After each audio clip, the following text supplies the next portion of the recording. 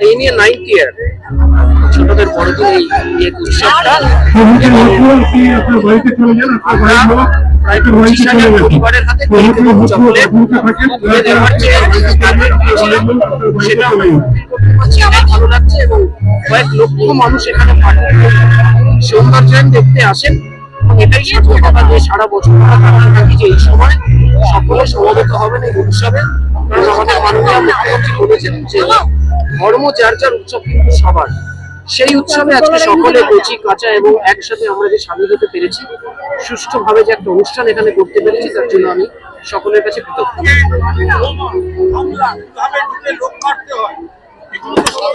ধারণা থাকে না, অর্জুন বাবুর একটা গভীর ধারণা আছে, এটা কিন্তু আমরা স্পষ্ট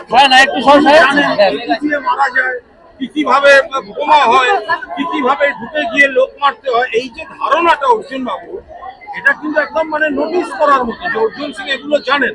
তো উনি যেগুলো জানেন সেগুলো সেন্ট্রাল আইবিকে আমরা বলে দিন। তার কারণ শুভেন্দু বাবু আমরা চাই উনি সুস্থ থাকুন, উনি ঠিকঠাক থাকুন। ওর নিরাপত্তাটা কেন্দ্রীয় সরকার দেয়, কেন্দ্রীয় বাহিনী দেয়। আর যেসব খারাপ লোকগুলো সীমানা দিয়ে ঢুকছে বলে খবর, সে তো সীমানা পাহারা দেয় অমিত শাহের বিএসএফ, আর সেন্ট্রাল আইবিটা অমিত শাহর আন্ডারে।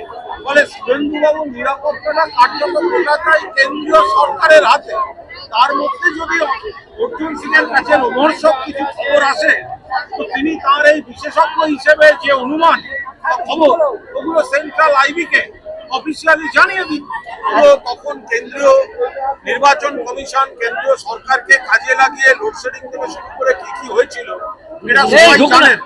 পরবর্তীকালে আমরা পঞ্চায়েতে দেখেছি, জেলা পরিষদের নির্বাচনে, জেলা পরিষদ প্রার্থীদের নির্বাচনে ওই নন্দীগ্রামে 10,400 বেশি ভোটে তৃণমূল কংগ্রেসের জেলা পরিষদ প্রার্থীদের লিড আছে। তাহলে এগুলো কোনো কাজের কথা নয়। 2021 সালেই গোটা বাংলার মানুষ মমতা বন্দ্যোপাধ্যায়কে তৃতীয়বারের জন্য মুখ্যমন্ত্রী হিসেবে বাংলার বুকে নির্বাচিত করেছেন। ফলে এটাকে বিভ্রান্তিকর কথা বলে ঘুরিয়ে দেওয়ার চেষ্টা করে কোনো লাভ নেই।